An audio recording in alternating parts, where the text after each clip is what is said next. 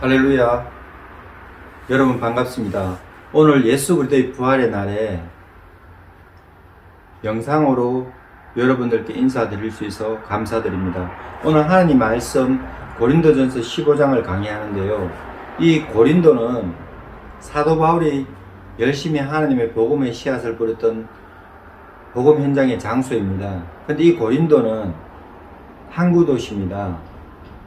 항구 도시다 보니까 무역이 엄청 발달이 됐고 수많은 배들이 오가면서 필요한 물건들이 이 도시에서 저 도시로, 저 도시에서 이 도시로 이렇게 왕래가 되다 보니까 상인들이 활발하게 활동을 했고, 그 상인들이 또 이익금을 가지고 물건을 판매를 하니까 매매를 통해서 이익이 많으니까 그 이익으로 또 유흥이 발달하고, 또 사람들이 돈이 많으면요 자꾸 엉뚱한 것을 찾거든요. 돈이 많아질수록 남에게 봉사하고, 돈이 많아질수록 하나님을 잘 섬기고, 경천애임, 하나님을 높이고 하나님을 어려운 이웃을 돌보고 이러면 돈이 많으면 엄청 좋겠죠. 근데 보통 개인적으로나 어떤 국가적으로나 사회단체적으로 돈이 많으면요 유흥이 발달합니다. 음란하게 되고 술을 마시게 되고 음란 방탕 음주 가무가 발달하다 보니까 유흥이 발달해요. 그럼 성적인 타락은 또 필수적으로 따라옵니다. 그리고 이 고린도라는 항구도시는 항구도시 특성상 이렇게 배들이 오가면은 필요한 물품들은 주고받아서 서로 상거래가 되니까 서로 필요하지만, 또 유라굴라라는 광풍이 불고 허리케인이라는 광풍이 불고 쓰나미가 일어나면 이것은 사람의 힘으로 인력으로 되지가 않아요. 그래서 인류 역사상 우리나라도 마찬가지지만 여기 경주나 여기 울산의 대항공원이나 장생포나 용년이나 서해안이나 동해안이나 남해안이나 해안지역에는 항상 우상숭배가 많아요. 용왕신을 섬겨야 된다, 풍어제를 드려야 된다. 이 고린도라는 항구도시 이 지역도 마찬가지입니다. 우상숭배가 엄청 심한 거예요. 그래서 신전이 있고 신전이 또 엄청 발달이 됐어요. 그래 되다 보니까 여러 가지 이제 그 고린도라는 것은 항구도시고 상업이 발달하고 또 우상숭배가 발달하고 돈은 또 많고 금융업도 발달하고 막 이러는데 사람 살기는 그렇게 나쁜 도시는 아니었어요. 근데 신앙생활 하기에는 좋다고도 나쁘다고도 할 수 없는 그런 조건들을 가지고 있는 것이 이 고린도라는 도시의 특성인데, 이 사도 바울이 이곳에서 사도 바울과 소수대네와 또 사도 바울의 동력자들이 복음을 전하는데, 고린도 교회에는 우상 숭배에 대한 문제가 있었어요.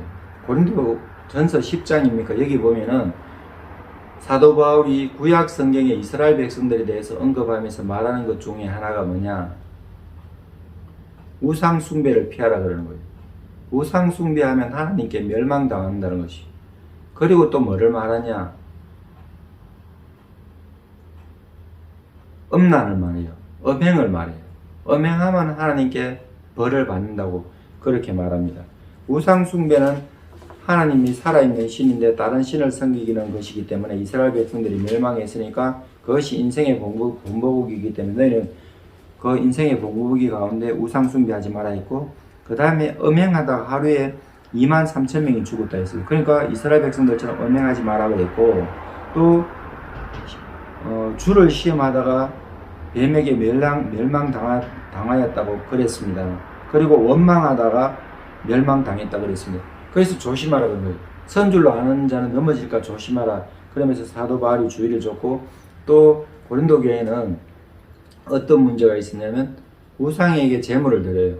우상에게 제물을 드리고 그거 신전이 하도 크다 보니까 우상에게 제물을 드리고 나서 그 제물을 먹고 거기서 음란 파티도 일어나는 거예요. 그게 이제 제사 드리는 방법 중에 하나예요. 그래서 여사제들이 아예 성전에 창녀라. 그게 합법적이에요. 그게 정상적인 방법이에요. 이방신에 대해서. 그러다 보니까 이런 우상숭배가 일어나는데 거기에 동참하면 교인 중에 거기에 만한 게 동참했다. 그럼 하나님 앞에 우상숭배하는 죄만 아니라 음행의 죄까지도 짓게 되는 거예요. 근데 그런 일은 크게 발생하지 않은 어떤 문제가 생기냐. 이런 일들을 거치고 나서 또 거기서 우상에게 바쳐진 재물이 너무나 많아요. 그러니까 대단하게 우상 숭배를 많이 했죠. 그 어마어마한 그 우상에게 바쳐진 재물들이 또 시장을 통해서, 상인들을 통해서 고린도 교회 성도들도 그것을, 우상에게 바쳐진 재물을 음식으로 먹어야 돼요.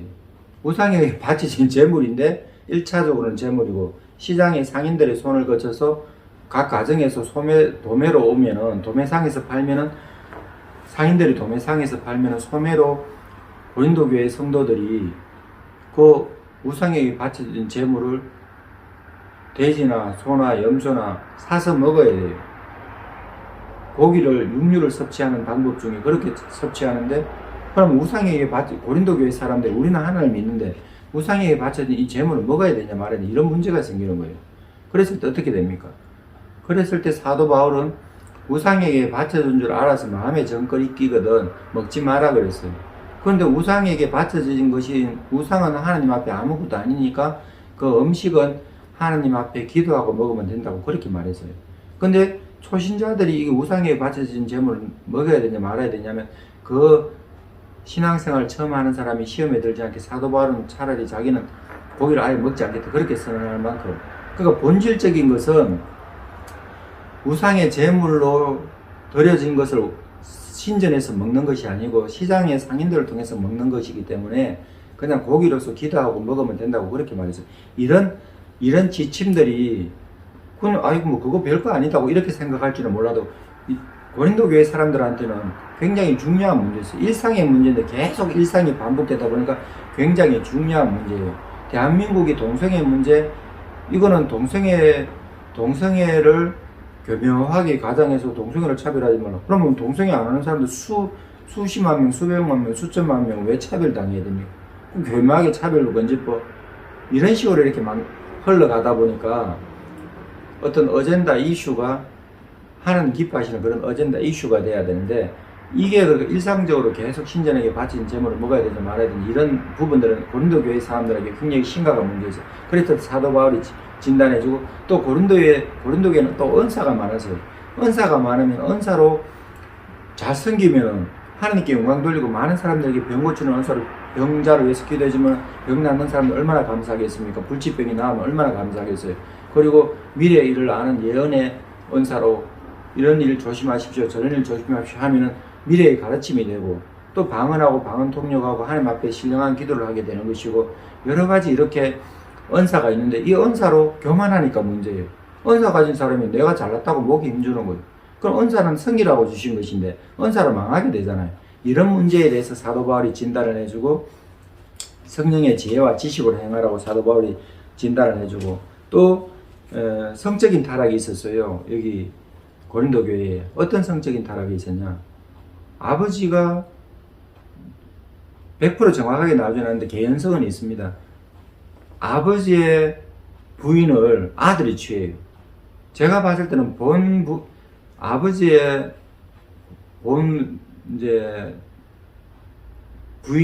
본부인이 아마 병사로 죽든지 이혼했든지 아마 병사일 가능성이 큰 것 같아요.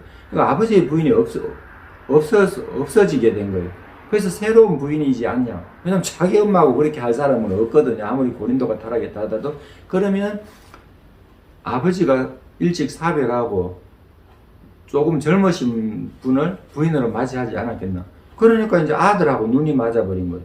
그리고 아버지의 여자를, 이거는 구약성경에 금하는 것이거든요. 부모의 하체를 범하면 안 되고, 또 자매의 하체를, 형제의 하체를 범하면 안 돼요. 그러나 부모를 범하는 것이나 똑같고 하나님 앞에 큰 죄가 된다 그랬어요. 건친상간은. 그런데 이런 일들이 고린도 교회에 발생했어요. 그랬을 때 사도 바울이 책망합니다. 그 사람은 교회에 출석을 못하게 하는 거예요. 그 사람은 신앙생활에서 자기의 경건의 시간을 가지라 그랬어요. 회개하는 시간을 가지라 그랬어요.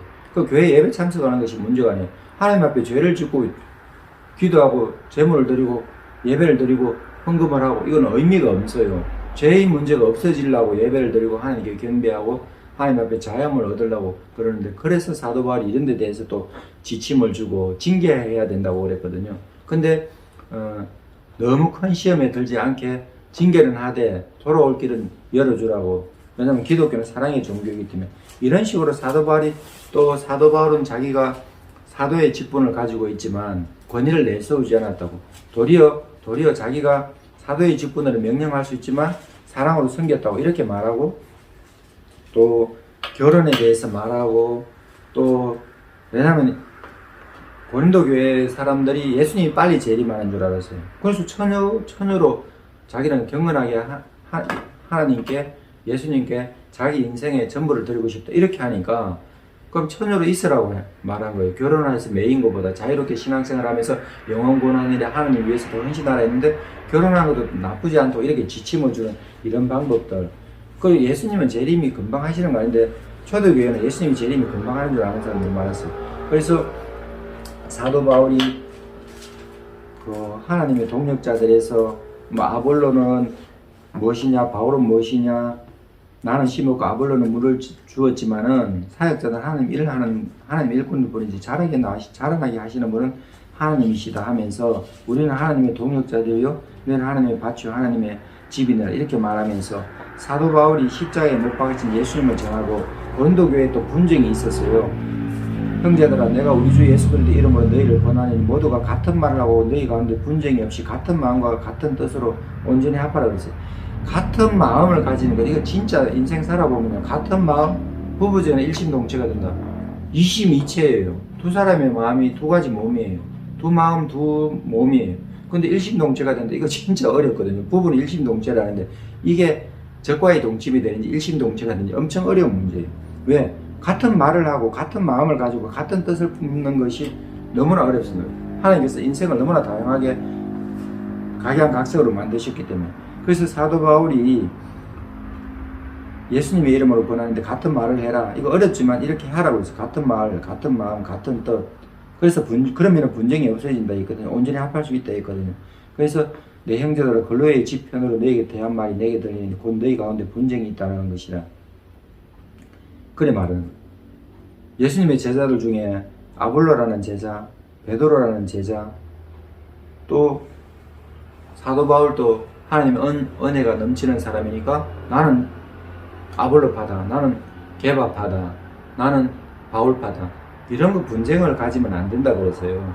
그런 거에 대한 지침을 말해주고, 그 다음에 가장 큰 은사는 사랑이라고. 사랑은 언제나 오래 참고, 이게 사랑에 대해서 나오는 것이 고린도전서 13장이죠. 고린도전서 13장을 우리가 고린도전서 13장을 사랑은 언제나 오래 참고 이렇게 할 때, 고린도전서 13장에서 우리가 배울 것은 고린도 교회가 중요하고 이 고린도전서 후서가 중요한 게, 고린도 서신이 중요한 게 고린도전서 13장이에요. 이것만, 이 고린도전서 13장 한 장만 해도 우리 인생이 승리할 수가 있어요. 이걸로 이 한 장만 해도 우리 인생이 하나님에서 구원받을 수 있고 많은 은혜를 누릴 수 있는데, 그 비결을 제가 지금 말씀드리면, 이 사랑에 대해서 말할 때 이 고린도 교회에 적은 사도 바울처럼 사랑에 대해서 명확하게 말한, 사랑을 기술한 사람, 사랑을 적은 사람은 없어요. 사랑에 대해서 가장 정확하게 취재하고, 사랑에 대해서 가장 정확하게 현장을 취재하고, 그 현장에서 사랑이 어떤 것이다, 그 현장의 사랑은 이렇게 돼야 된다 말한 사람은 사도 바울이에요. 그게 고린도 교회에 보낸 편지에 적힌데, 이 고린도전서 13장 우리가 너무나 잘 아는 사랑장입니다. 이 고린도전서 13장은 이 사랑이라는 말 대신에 예수님을 넣어보면요, 이게 너무나 완전해요. 사랑은 오래 참고 예수님은 오래 참고, 사랑은 시기하지 않으며 예수님이 시기하지 않으며, 사랑은 온유하며 예수님은 온유하며, 사랑은 언제든지 떨어지지 않으며 예수님은 언제든지 떨어지지 않으며, 사랑은 참고 견디며 악한 것을 생각지 않고 자기 유익을 구하지 않고, 이래 말할 때 이 사랑이라는 말에 예수님은 무례히 행하지 않으며, 예수님은 자기의 유익을 구하지 않으며, 예수님은 성내지 않으며, 예수님은 악한 것을 생각지 않으며, 이렇게 고린도전서 13장 사랑이라는 말에 내 이름을 넣으면 안 맞아요. 한두 개는 성취될지 몰라요. 나머지는 다 막혀버려요. 여기 대통령 이름 넣어도 똑같이 막혀요. 여기 뭐 북한의 김정은 수령을 넣어도 똑같고, 미국의 지도자 대통령 이름 넣어도 똑같고, 어느 고관대자 어느 대단한 학식을 가진 사람, 어느 대단한 예술가라도 뭐 방탄소년단이라고 이름 넣어도 다 걸려요. 왜?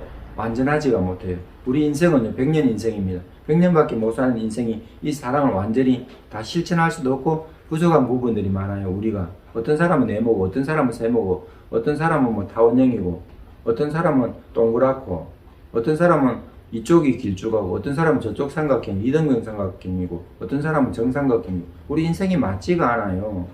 그것도 크기가 다 다르고 색깔이 다 다르고. 그럼 얼마나 다양합니까?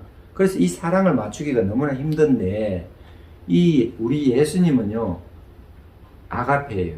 하나님의 사랑이에요. 신의 사랑이에요. 신의 사랑이시고, 신의 사랑을 실천하신 분이시고, 신의 사랑을 성취하신 분입니다. 신의 사랑의 속성을 가지고 계신 분이고, 그래서 이 하나님의 사랑을 알 수 있는 것이 예수 그리스도의 삶이에요. 예수 그리스도의 생애를 마태복음, 마가복음, 누가복음, 요한복음에서 잘 공부하고 잘 배우고 잘 실천하면 그 인생은 성공하는 인생이 될 수밖에 없어요. 구약 성경에 예수님이 오신다는 책이 구약 성경이에요. 신약 성경에 예수님이 오셨다는 책이 신약 성경이에요. 그 다음에 예수님이 다시 오셔서 세상을 심판하고, 예수 믿는 사람은 구원하고 예수님을 믿지 않는 사람은 심판한다. 마귀와 옛뱀, 마귀, 사단인데 마귀라고도 하고 옛뱀, 용, 이 악한 마귀가 지옥 형벌 받아요.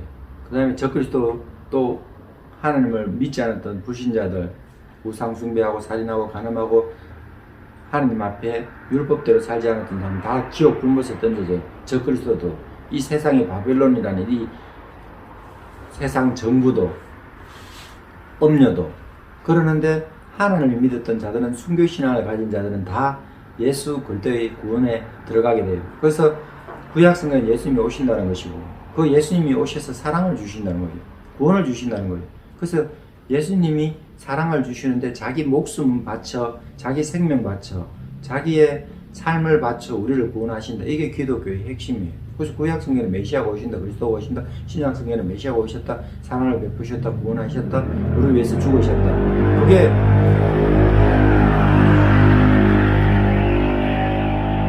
구약성경은 예수님이 오신다, 메시아가 오신다는 것이고, 신약성경은 예수 오셨다, 이거예요. 그 다음에 예수 다시 오신다, 요한계시록. 그럼 인생이 이제 새하늘과 새 땅이 되는 거예요. 예수 오셨다, 이게 무슨 뜻이냐? 예수가 구원이라는 뜻이에요. 예수님 이름이 구원이라는 뜻이에요. 그래서 그리스도는 구원하시는 분인데, 메시아는 구원하시는 분인데, 예수도 구원한다는, 예수님 이름 뜻이 구원한다는 뜻이고, 그 직분 예수도 그리스도 메시아니까 구원한다는 뜻이고. 그래서 구원하고 구원한다, 확실히 구원한다, 완전히 구원한다, 절대적으로 구원한다, 확실하게 구원한다, 이게 예수 그리스도라는 뜻입니다. 그래서 이 예수님이 하나님의 사랑, 아가페를 우리에게 주고 가셨어요. 지금도 우리에게 주십니다. 그래서 우리가 예수님을 사랑하지 않을 수가 없는 거예요. 예수님 사랑 못하면 그 인생이 실패하게 되고 좌절하게 되고 절망하게 되고 방황하게 되는데, 이 예수님이 우리를 사랑하는 방법에 대해서 십자가에 죽기까지 우리를 사랑했어요. 십자가에 죽는다는 것은 이스라엘 백성들은 죄를 지으면 돌로 죽이고, 또 어떤 지금 이제 대부분의 나라에서는 교수형을 시킵니다. 이슬람 사람들은 또 잔혹해서 참수형이죠. 그리고 물에 빠져 죽이기도 하고, 고문해서 죽이기도 하고, 여러 가지 방법들이 있는데, 로마가 전 세계를 지배할 때, 이 초대교회 이 당시에 로마가 전 세계를 지배할 때는 십자가 형벌이 어마무시한 형벌인데, 그 형벌이 굉장히 무서운 형벌이 있어요. 불에 태워 죽이는 것 하형도 있고, 사자굴에 콜로세움 같은데 이런 데 사자들이 사람을 잡아먹어버리게 하는 그런 형벌도 있지만, 그 못지않게 십자가 형벌도 잔혹했어요. 그래서 사람을 십자가에 못을 박아서, 완전히 큰 대못에, 어마어마한 대못에 못을 박아서 사람을 달아서 안 죽으면 다리를 꺾어버리고, 옆구리를 찔러서 창과 피가 흐르게 하고, 심장을, 옆구리를 찔러서 옆구리를 통해서 심장을 찌르면 물과 피가 다 흘러요. 그럼 사람이 죽게 되고, 그래도 안 죽으면 다리를 꺾어버려요. 이게 십자가 형벌이에요. 얼마나 잔혹한지 몰라요. 그래서 공개처형이 십자가 형벌인데, 공개처형을 받으니까 십자가 형벌 받는 사람은 어마무시하게 죽음의 고통을, 뭐 길게는 하루고 이틀이고 한 3일을 아마 못 넘길 것 같은데, 어마무시하게 고통당하면서 죽어가는 거예요. 어마무시한 고통을 당하며 죽어가는 그 사람을 바라볼 때 반역죄를 못 짓듯이 로마의 반역을 못하게 하듯이, 그래서 우리나라의 능지처자 못지않게 처참한 형벌인데, 이 십자가의 형벌을 받으신 분이 예수 그리스도예요.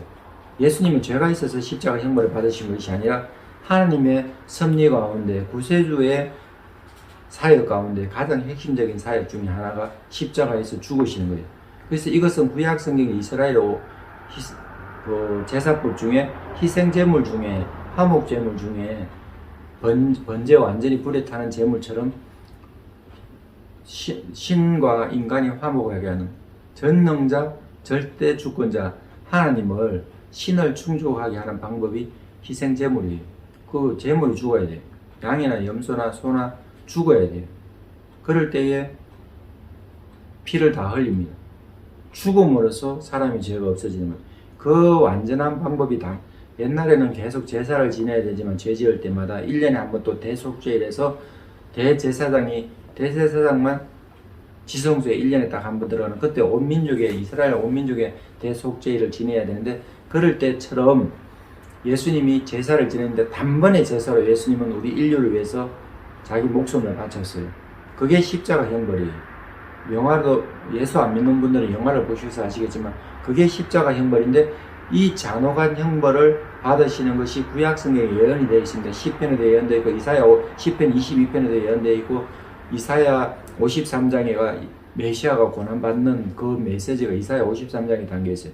그 내용대로 예수님은 어린 양같이 어린 양이 도살장에 끌려가도 잠잠한 것처럼, 그렇게 예수님이 다른 변명하지 않고 다른 것 전하지 않고 하나님의 뜻을 이루면서 십자가에 하나님 앞에 순종하고 우리 인류를 품고 우리 인생들을, 인류 역사 가운데 모든 인생들 한 사람 한 사람 다 품고 예수님 죽으세요. 인류를 품고 예수님 십자가에 죽으셨어요. 그래서 예수님 인류의 구세주예요. 예수님 믿는 사람 누구나 구원받는 거예요. 그래서 예수님이 십자가에 죽으시고 가상치료를 하시고 십자가에 죽으셨는데, 물과 피를 다 흘리시고 죽으셨는데, 머리에 가시가 면류관을 치우고 또 십자가 지근에 채찍질 당하고 예수님 죽으셨는데,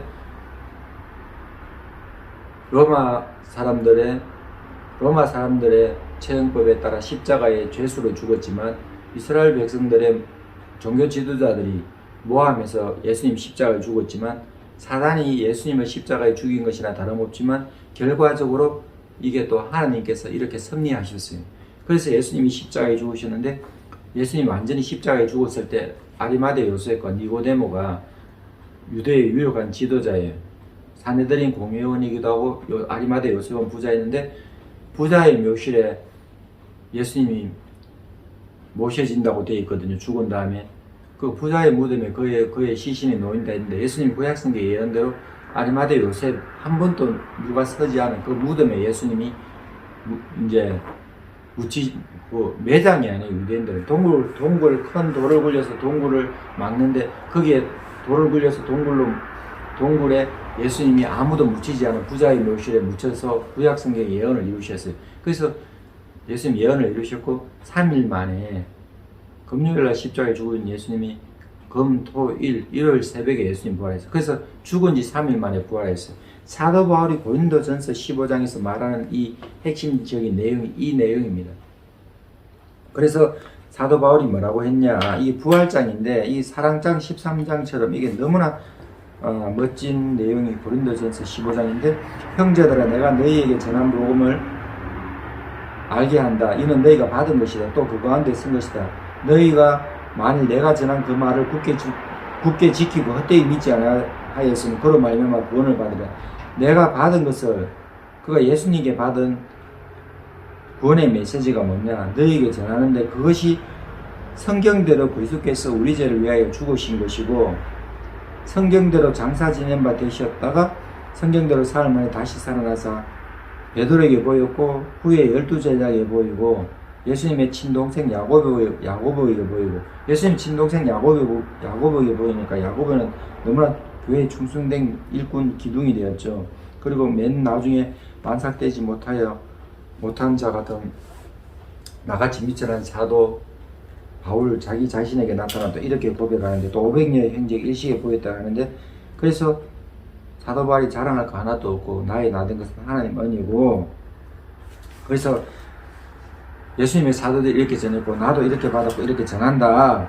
그래서 너희가 그렇게 믿는다 하는데, 예수님이 죽은 자 가운데서 다시 살아났다는 또 이것을 거부하는 영지주의자들이 있어요. 12절에 보면 너희 중에 어떤 사람들 어찌하여 죽은 자 가운데 부활이 없다는. 사람이 한 번 태어나서 완전한 영혼을 갖고 태어나는데 죽어버리면 끝이다 그러는 거예요. 완전한 영혼인데 소멸된다 이거예요.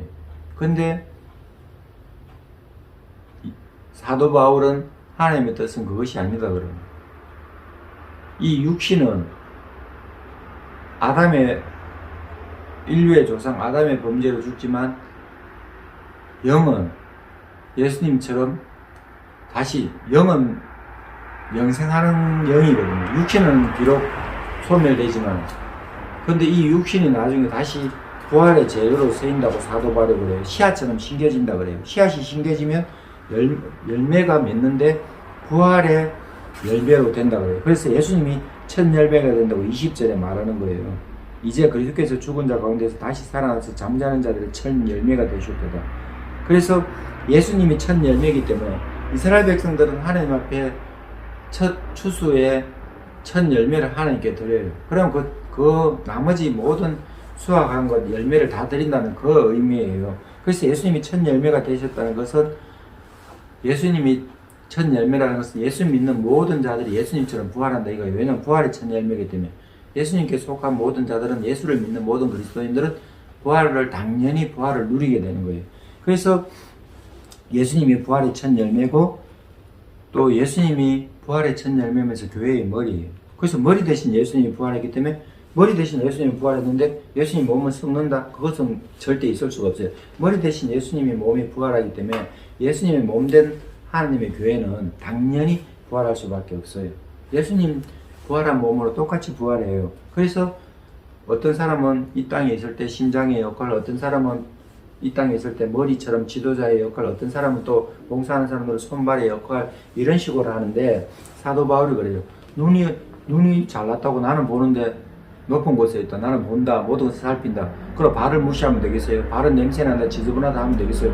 발로 가야, 눈으로 보는 것을 발로 가야 하나님께 영광 돌리고, 발로 가야 복음을 전하고, 발로 가야 봉사를 할 수 있는데, 그렇기 때문에 완전히 유기적으로 연합한 예수님이 머리 대신 예수님 안에서 완전히 유기적인 연합을 것이 교회다 그러는데, 이게 부활에 적용되면 머리 대신 예수님이 부활하시기 때문에 예수님의 몸된 교회는 당연히 신령한 부활의 몸을 입을 수밖에 없다. 그렇게 사도 바울이 말하고 있습니다. 그래서 사도 바울이 또 말하는 거예요.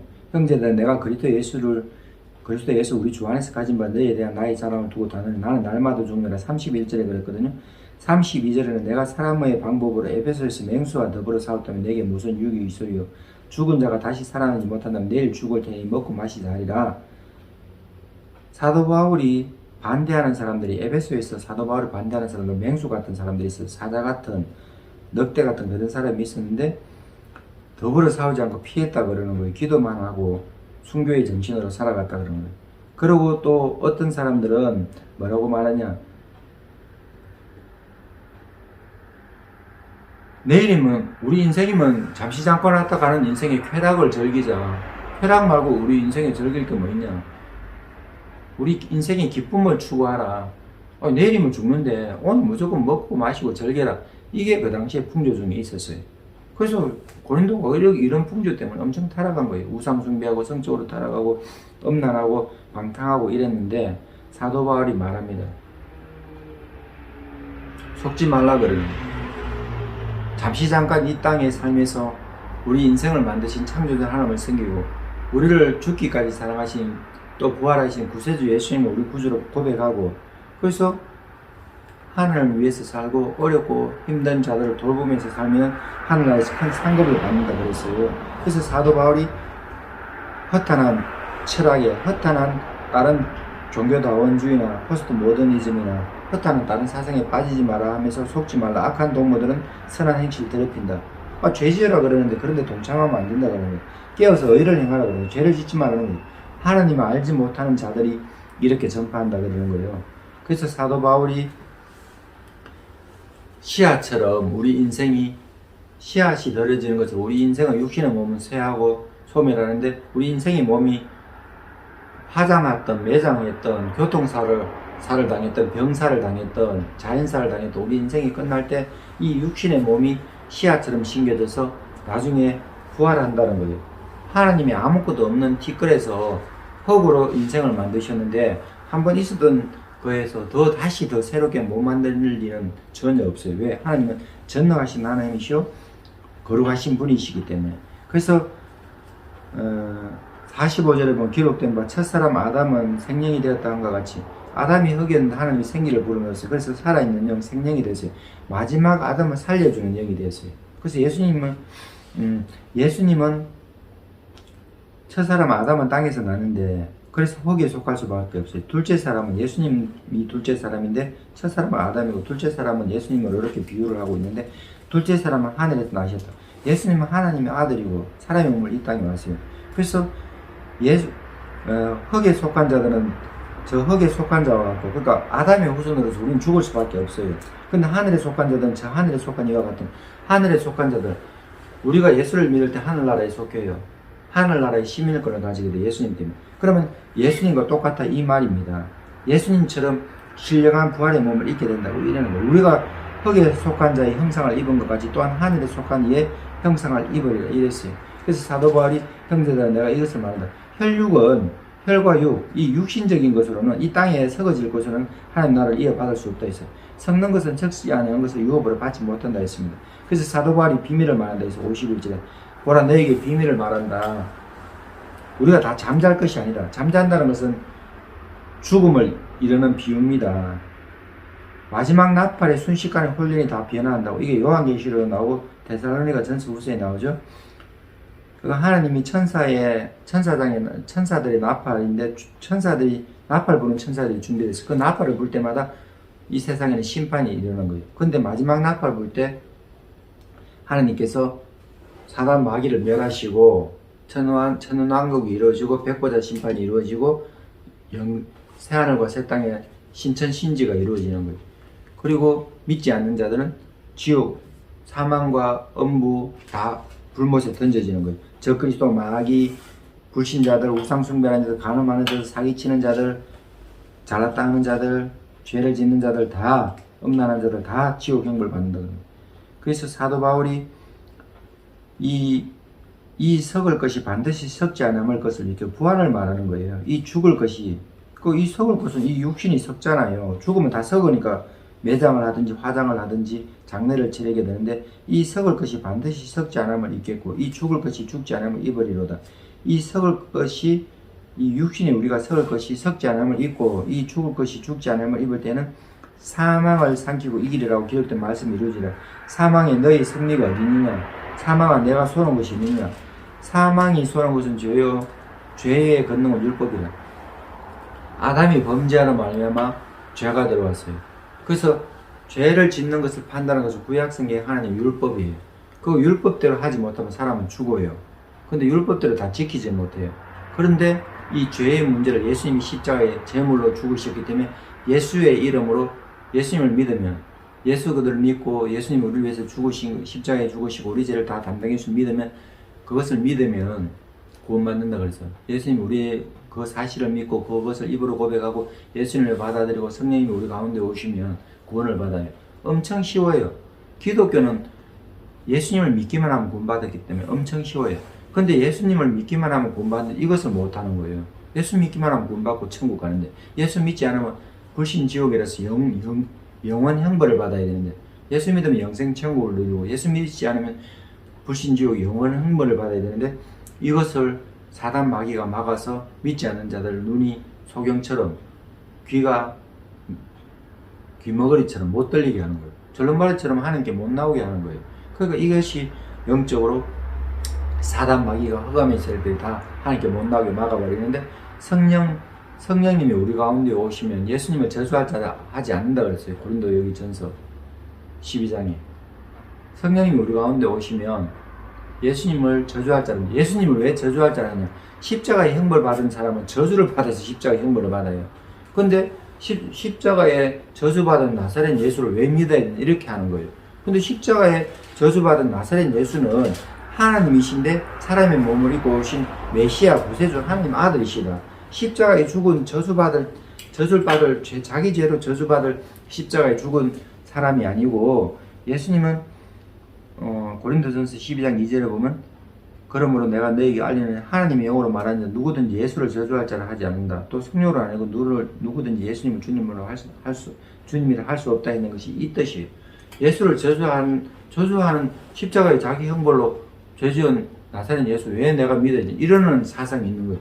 그것은 잘못된 사상이고, 예수님은 자기의 죄 때문에 죽은 것이 아니고, 신성모독자로 죽은 것이 아니고, 이 나사렛 이단으로 죽은 것이 아니고, 하나님 아들로서 사람의 몸을 입고 와서 메시아로서 그리스도로서 십자가에 사명 감당함으로써 죽어서 인류를 구원하기 위해서. 그랬기 때문에 성령님이 우리 가운데 오시면 이 사실을 믿게 해줘요. 확정해줘요. 하나님의 아들구나. 하나님 아버지가 아가페의 사랑, 예수님을 우리에게 보내주셨구나. 이걸 알게 된다. 이 말입니다. 그래서 이 고린도전서는 부활에 대해서 말하는데 너무나 놀라운 메시지가 담겨있죠. 그리고 고린도전서 15장의 결론적인 메시지로 57절에 58절에 보면 우리 주 예수 그리스도 말미암아 우리에게 승리를 주시는 하나님. 요한계시록에 7교회가 나와요. 이기는 자가 되라, 승리하는 자가 되라. 이겨야 된다 해요. 승리하는 자가 돼요. 지면 안 된다 그래요. 신앙에서는 지면 안 돼요. 우리 뭐 경기에서는 질 수도 있고, 우리 인생에서 사업에서 또 실패해서 질 수도 있고, 돈 빌려서 못 갚아서 질 수도 있고, 여러 가지 우리 인생에 가위바위보해서 질 수도 있고 이랬지만, 짜장면 먹을까 뭐 짬뽕 먹을까 우리 인생에 진다, 입상 못해서 지는 것처럼 보이고 이런 거는 상관없어요. 그거는 어떤 순간이에요. 다음에 또 회복될 수 있어요. 근데 우리 인생에서, 신앙에서 우리 인생이 예수님을 택하지 못하고 우상을 섬긴다든지, 예수님을 택하지 않고 무신론을 택한다든지, 예수님을 섬기지 않고 자아 충만한다든지 이러면은 우리 인생은 신앙에서 실패한다. 우리 인생 실패예요. 근데 신앙에서 승리하면, 신앙에서 이기는, 믿음을 이기면 이 하나님이 우리를 이기게 하시는데, 그러므로 내 사랑하는 형제들아 견고하며 흔들리지 말고 항상 주의 일에 더욱 힘쓰는 자들아. 왜 매사에 주의 일에 더 힘써야 됩니까? 왜 항상 주님의 일에 더 신경 써야 됩니까? 디테일을 챙기면서 이것에 저것에 왜 사소한 하나하나라도 주의 일에 신경 써야 됩니까? 그 주의 일에 신경 쓸 때 하나님께서 수고의 값을 잃지 않게 하신다는 거예요. 그래서 이렇게 고린도전서 15장이 나오는데, 요한계시록 21장, 우리 인생의 마지막, 인생의 대단한 요한계시록에 나와요. 요한계시록 성경의 대단한, 우리 인생의 대단한 마지막 클라이막스가 요한계시록, 마지막 무대가 요한계시록인데, 요한계시록 21장 22장인데 21장에 보면요, 또 내가 새 하늘과 새 땅을 보니 처음 하늘과 처음 땅이 없어졌고 바다도 다시 있지 않더라 그랬어요. 또 내가 보면 거룩한 성 새 예루살렘이 하나님께로부터 하늘에서 내려오니 그 준비한 것이 신부가 남편을 위하여 단장한 것 같더라. 또 내가 들으니 보좌에서 큰 음성이 나서 이르되 보라, 하나님의 장막이 사람들과 함께 있으며 하나님이 그들과 함께 계시니 그들은 하나님의 백성이 되고 하나님의 친히 그들과 함께 계셔서 모든 눈물을 그 눈에서 닦아주시니 다시는 사망이 없고, 그가 예수님이 보라 하심으로 말미암아 새하늘과 새 땅 신천 신지는 어떻게 되냐, 눈물이 없어요. 눈물이라는 말 자체가 없고 눈물을 흘릴 수가 없어요. 그리고 하나님께서 모든 눈물을 다 닦아주셨기 때문에 사망이 없고 애고가는 것, 애통하는 것, 아픈 것이 다시 있지 않아요. 왜? 처음 것들은 다 지나가 버렸어요. 5절에 보면 보좌에 앉으시니까 아버지 하나님이 이르시되 보라 내가 만물을 새롭게 하노라 하시고 이르시되, 이 말은 신실하고 참되리 기록하라 하시고 또 내게 말씀하시되 이루었도다. 나는 알파와 오메가의 처음과 마지막이라. 내가 생명수 샘물을 목마른 자에게 값없이 주리니 이기는 자는 이것들을 상속으로 받으라. 나는 그의 하나님 되고 그는 내 아들이 되리라. 그러나 두려워하는 자들과 믿지 않는 자들과 흉악한 자들과 살인자들과 음행하는 자들과 점술가들과 우상 숭배자들, 거짓말하는 모든 자들, 불과 유황으로 타는 못에 던져지리니 이것이 둘째 사망이다. 아멘. 여기 하나님께서 새하늘과 새 땅에서 부활한 자들이 누리는恩寵에 대해서 말하는데, 눈물이 없고 애고가는 것이 없고 애통하는 것이 없고, 하나님이 만물을 새롭게 하시면서 생명수 샘물을 주신다 그래요. 절대 목마르지 않다 그래요. 그래서 하나님의 나라를, 하나님 계신 곳에 우리가 하나님과 함께 계시게 같이 있게 되는데, 이 새하늘과 새 땅은 이사야서 65장에 보면요, 새하늘과 새 땅은 이사야서 65장에 보면 어떻게 나오냐, 보라 내가 새하늘과 새 땅을 창조하느니 이전 것은 기억되거나 마음에 생각나지 않을 것이다. 방금 요한계시록과 똑같죠. 너희는 내가 창조한 것을 말하면 영원히 기뻐하며 즐거워할지니라 하면서 그 당시에 예루살렘에 대해서 말하고 장차 미래에 대해서 이중적으로 예언하는데 이 뒷부분에 보면 그들이 부르기 24절에 보면 그들이 부르기 전에 내가 응답하겠고 그들이 말을 마치기 전에 내가 들을 것이며 25절에 보면 이리와 어린 양 이리와 어린 양이 넉대 같은 이리가 어린 양하고 함께 먹는다고. 이거는 동물의 왕국에 보면 완전히 이게 안 맞는 말이죠. 근데 성경에는 나중에 이렇게 성취된다 그래요. 약육강식이 없어지고 강한 동물이 약한 동물을 잡아먹는 것이 당연한 일인데 또 초식 동물은 풀을 뜯어먹고 초식 동물을 강한 동물이 잡아먹는데 이게 없어진다 그러는 거예요. 이 생태계에 잘못된 생태계에 이게 이제 앞으로 악순환이 끊어진다는 거예요. 하늘나라의 새로운 생태계는요, 선순환이 뭐냐? 이리가 어린 양과 함께 있어요. 잡아먹지 않아요. 사자가 소처럼 즙을 먹어요. 사자가 육식을 하는 것이 아니고 육식이 끊어져. 사자가 소처럼 즙을 먹으니까 다른 동물들이 해를 받을 일이 없겠죠. 뱀은 또 흙을 식량으로 삼아요. 뱀은 독 있는 뱀 만지면은 독사가 물면 죽고 또 살모사가 먹으면 죽고 그러는데 물면 죽고 그러는데 뱀은 흙을 식량으로 삼는다. 그 나의 성산에서는 상한도 없겠고 해함도 없으리라 이렇게 말씀하시는 거죠. 그래서 하나님께서 새하늘과 새 땅을 만드시는데 예수님이 우리에게 영원한 부활을 주실 때 이 땅에 우리는 벌써 부활의 상속자가 됐어요. 근데 이 땅에 우리 육신을 몸을 입고 있기 때문에 이 육신의 몸의 시간이 어떤 사람은 50년, 어떤 사람은 100년, 어떤 사람은 100년 넘어서 뭐 100살을 좀 넘기도 하고 이러는데 우리 인생이 100년 인생이에요. 100년 인생의 가운데 우리 이 육신은 썩어요. 없어져요. 나중에 소멸돼요. 화장하면 불타버리고 뭐 그냥 뼈가루만 남고 매장해도 100년이면 이제 뼈가루만 있고 이러는데 예수님이 부활할 때는 바다 가운데 그 가운데서 육지 가운데 그 가운데서 어떤 소멸대가 뼈가루도 없을지라도 예수님은 하나님 아버지는 우리 이 한번 이 육신의 몸을 예수님 부활한 몸처럼 만들어 주신다. 마지막 나팔 부는 순간에. 그래서 예수를 믿고 이미 먼저 죽은 자들이 육신이 부활하고 근데 이 순서가 시간적으로는 순서가 있는 것 같지만 이게 완전히 찰나적이에요. 뭐 불과 뭐 5초 10초도 아닌 만큼 상간에 모든 인류 역사 가운데 예수를 믿고 죽었던 자는 순식간에 부활해요. 먼저 죽은 자들. 그게 첫 번째고 두 번째는 거의 동시적인 상황인데 순서적으로는 그 사람들이 첫 번째고 그 다음에 이제 이 땅에 있는 자들이 순식간에 예수님처럼 부활하는 몸을 입게 돼요. 그래서 예수님 몸같이 부활한 몸으로 배고픔도 없고 아픔도 없고 죽지 않고 좌절하지 않고 영생하는 몸으로 하나님과 더불어 영원 세계에서 새하늘과 새 땅에 가장 적합한 그 부활의 몸이 되어서 눈물도 없고 아픔도 없고 괴로운 것도 없고 답답한 것도 없고 예수님이 생명수 샘물을 먹고 너무나 그가 거룩하신 우리를 만드신 창조자 하나님을 찬양하게 되고 우리를 구원하신 예수님을 찬양하게 되고 심판을 면제해 주신 하나님을 찬양하게 되고 그리고 이 은혜에 동참하지 못한 자들은 다 멸망받는 거예요. 마귀, 옛뱀, 용에게 속한 자들, 저 그리스도 불신자들은 다 지옥 형벌 받는 거예요. 이러기 때문에 우리가 이 땅에 뭐 사랑하는 애완견이 있었다, 사랑하는 동물들이 있었다, 사랑하는 존재들이 있었으면 예수 믿는 자들은 당연히 천국에 가요. 그리고 또 우리가 아꼈던 그런 귀한 것들도 천국에 있을 가능성이 아주 큽니다. 왜냐? 하나님께서 이와 양이 함께 있고 사자는 풀을 먹고 또 독사도 흙을 먹고 그 해함이 없다 해서 상함이 없다 했어요. 그래서 하나님께서 무에서 이렇게 유를 창조했는데 이 땅의 것으로 우리 인생도 부활도 이 고린도전서 15장의 사도 바울이 부활에 대해서 말할 때에 우리 몸이 없어지고 하나님이 새로운 몸으로 예수님 부활에 동참한다 이렇게 안 했어요.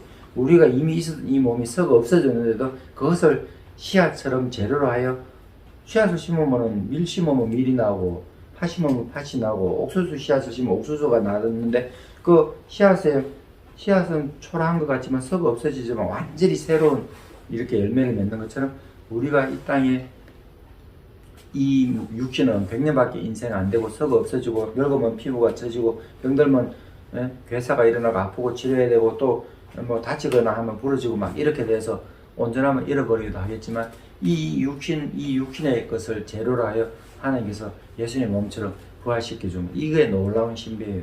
그렇기 때문에 없는 것으로 다시 새롭게 만드는 것이 아니라 기존 있었던 창조에서 재창조인데 너무나 놀랍게 부활하신 예수님의 몸으로 재창조되기 때문에 이 땅에 우리가 사랑했던 동물들도 반려견이나 애완견이나 애완동물이나 우리가 아꼈던 것들도 하나님께서 천국에서 다시 함께 할 수 있게 하시는 그런 가능성이 아주 큽니다.